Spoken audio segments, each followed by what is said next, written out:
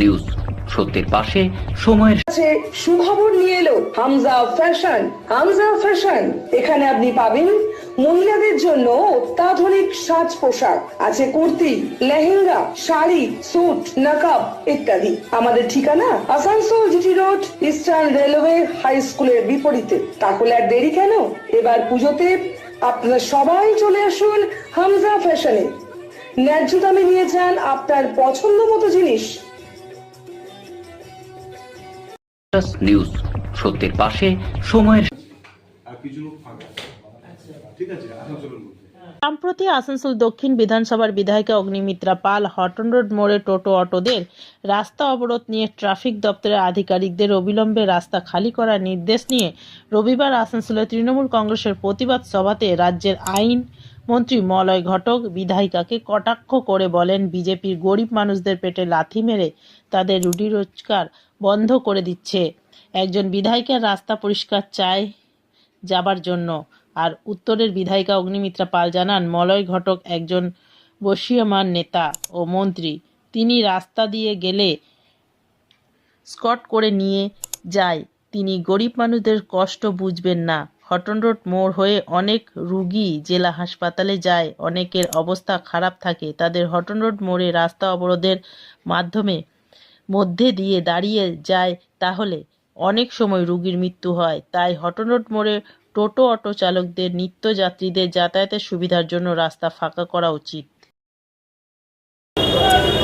দেখুন, মলয় ঘটক বাবু আমাদের সম্মানীয় মন্ত্রী, উনি অনেক দিনের বর্ষীয়ান রাজনীতিবিদ।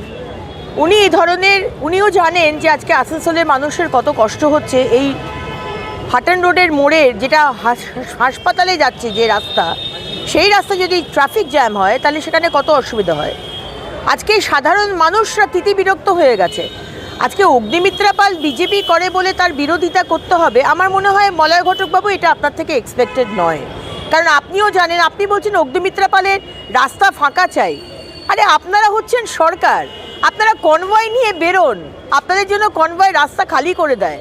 আমরা হচ্ছি ছাপোষা মানুষ, আমরা মাটির মানুষ, রাস্তায় থাকি, আমাদের রাস্তা খালি করার দরকার হয় না।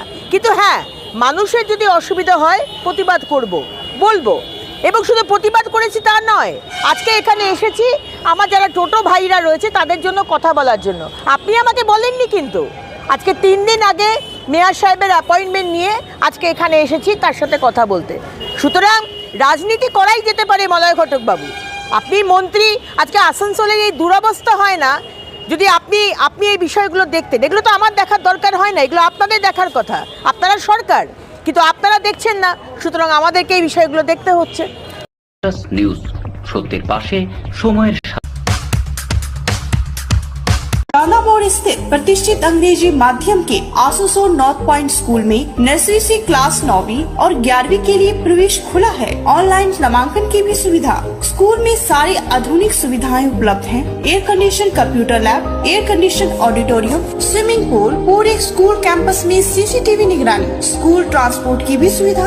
संपर्क करें Asansol north point school. Green Asansol, clean Asansol. আপনাদের শহর আসানসোলকে রাখুন সবুজ ও সতেজ। নিউজ সত্যের পাশে সময়ের সবার মানে হটন রোডের মোড়টাতে সত্যিকারেরই অসুবিধাটা হচ্ছে। তো ওটাকে আমরা অলরেডি আমরা কর্পোরেশন এবং আমাদের আরটিও অফিস আমরা সবাই বসেছিলাম কীভাবে কী করা যায় সেটা শর্ট আউট আমরা করছি।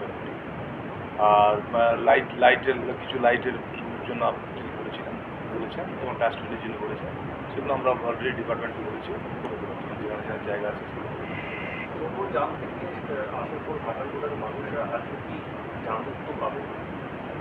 চেষ্টা করছে। দেখুন, জাম মুক্ত মানুষই তো টোটোটা চালাচ্ছে।